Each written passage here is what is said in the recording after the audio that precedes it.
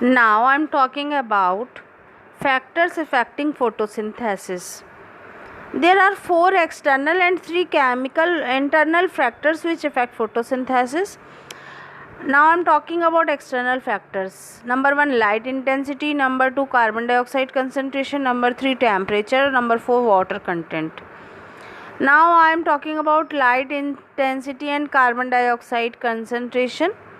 One would easily think that the rate of photosynthesis will increase with light intensity.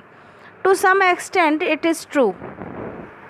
Photosynthesis increases with the light intensity up to certain limit only, and then it gets stabilized at the point 0.02% CO2. But if at this point the carbon dioxide concentration is increased, the photosynthesis also increases further and again get established at a point 0.05% CO2 for the two factors together.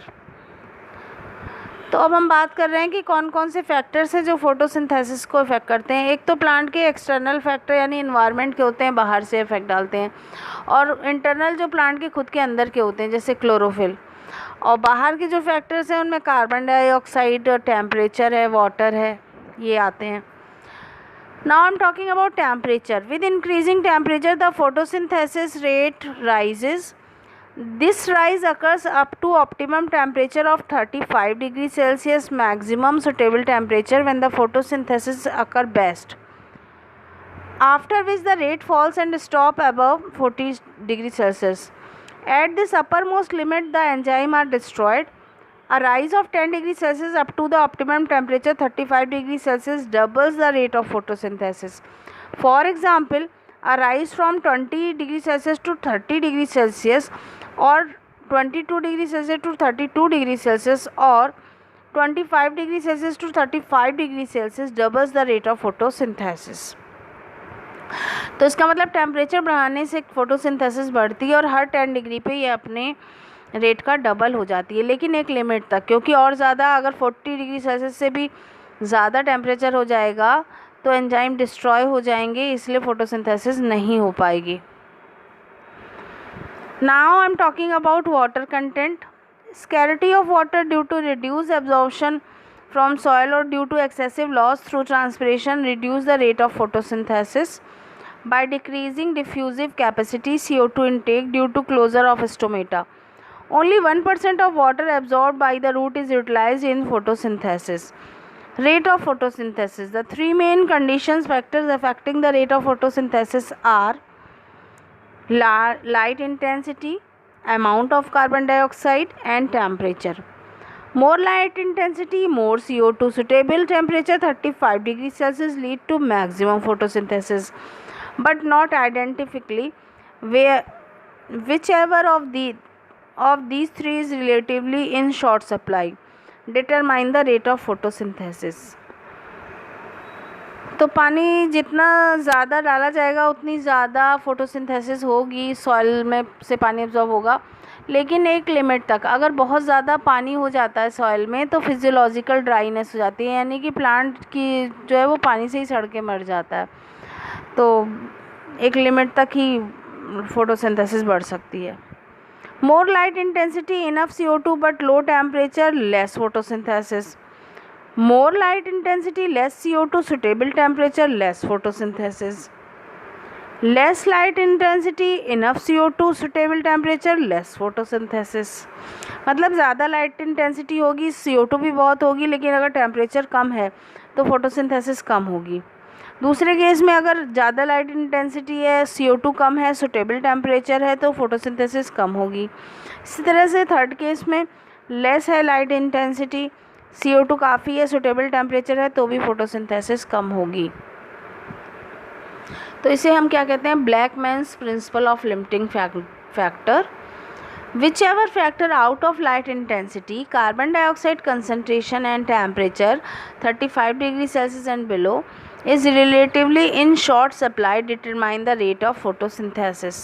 तो Blackman ने कहा था कि rate of photosynthesis उस substance पे depend करती है, factor पे जो सबसे कम अमाउंट में दिया जाता है उस पर डिपेंड हो जाती है. मान लिया हमने CO2 बहुत दे दी, सनलाइट भी दे दी, लेकिन वाटर कम कर दिया है, तो फोटोसिंथेसिस की रेट वाटर पे डिपेंड कर जाएगी। अगर आपने वाटर बढ़ाया तो फोटोसिंथेसिस बढ़ जाएगी, लेकिन आपने CO2 अब कम कर दी तो फोटोसिंथेसिस की रेट जो है वो CO2 पर डिपेंड कर जाएगी। और अगर आपने CO2 भी बढ़ा दी, फोटोसिंथेसिस बढ़ गई, लेकिन आपने लाइट कम कर दी तो फोटोसिंथेसिस लाइट की रेट पे डिपेंड कर जाएगी। तो ब्लैकमैन्स का लॉ ऑफ लिमिटिंग फैक्टर ये कहता है कि जो चीज़ सबसे कम अमाउंट में दी जाती है, फोटोसिंथेसिस की रेट उसी के ऊपर डिपेंड कर जाती है। Whichever factor out of light intensity, carbon dioxide concentration and temperature is relatively in short supply determines the rate of photosynthesis. Light quality photosynthesis takes place only in visible part of electromagnetic radiation. Blue and red region of the visible spectrum are the most effective and green the least. Maximum photosynthesis red and blue light में होती है, जबकि green light में बिल्कुल भी नहीं होती, 0% है, क्योंकि ग्रीन लाइट को प्लांट पूरी तरह से रिफ्लेक्ट कर देते हैं, लौटा देते हैं, वापस कर देते हैं। कोई भी ऑब्जेक्ट उसी कलर का दिखता है जिस कलर को वो पूरी तरह से रिफ्लेक्ट कर देता है, बैक कर देता है। तो प्लांट इसीलिए ग्रीन दिखते हैं क्योंकि ग्रीन लाइट को वो बिल्कुल भी अब्जॉर्ब नहीं करते, टोटली रिफ्लेक्ट कर देते हैं। Now I am talking about internal factors. Number 1 chlorophyll, number 2 protoplasm and number 3 structure of leaf. Chlorophyll. Nutritional deficiency of minerals causes loss of chlorophyll and hence the drop in trapping the solar energy. जितनी ज़्यादा chlorophyll content होगा, plant जितना ज़्यादा green होगा, उतनी ज़्यादा photosynthesis होगी। Number 2 protoplasm. Dehydration of protoplasm from some reason reduce the rate of photosynthesis. Similarly, accumulation of carbohydrate means sugar and starch also reduce the rate of photosynthesis. Protoplasm means cytoplasm plus nucleus. तो अगर protoplasm में dehydration हो जाए, water loss हो जाए, तो photosynthesis कम हो जाएगी। इसी तरीके से अगर ज़्यादा शुगर, स्टार्च, कार्बोहाइड्रेट इकट्ठा हो जाए प्लांट में तो भी फोटोसिंथेसिस की रेट गिर जाती है। Number 3 structure of leaf. Thickness of cuticle, distribution of stomata and size of leaf. These influence the amount of light and the amount of CO2 entering the leaf.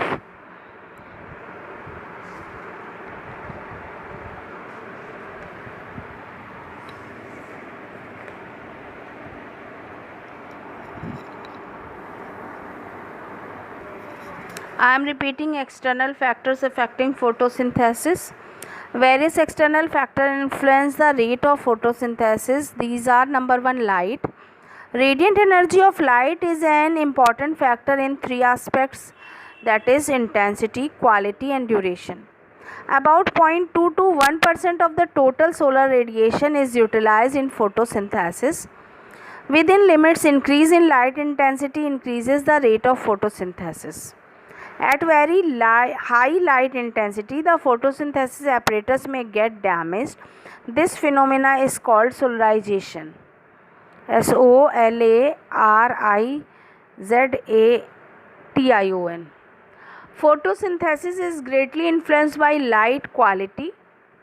Blue and red region of visible spectrum are most effective and green the least. The process of photosynthesis is also directly proportional to the duration of light. Number 2 carbon dioxide. If light intensity is good and the temperature is optimum, then increase in the CO2 concentration increases the rate of photosynthesis. Third one is temperature. Temperature at which the rate of photosynthesis is maximum is called optimum temperature. It is 35 degrees Celsius. The rate of photosynthesis goes on increasing from lower temperature to 35 degrees Celsius. It again start decreasing above 35 degrees Celsius and stop above 40 degrees Celsius. A rise of 10 degrees Celsius below the optimum temperature doubles the rate of photosynthesis provided the light intensity is high. It is called Q10 law. Q to the base 10 law.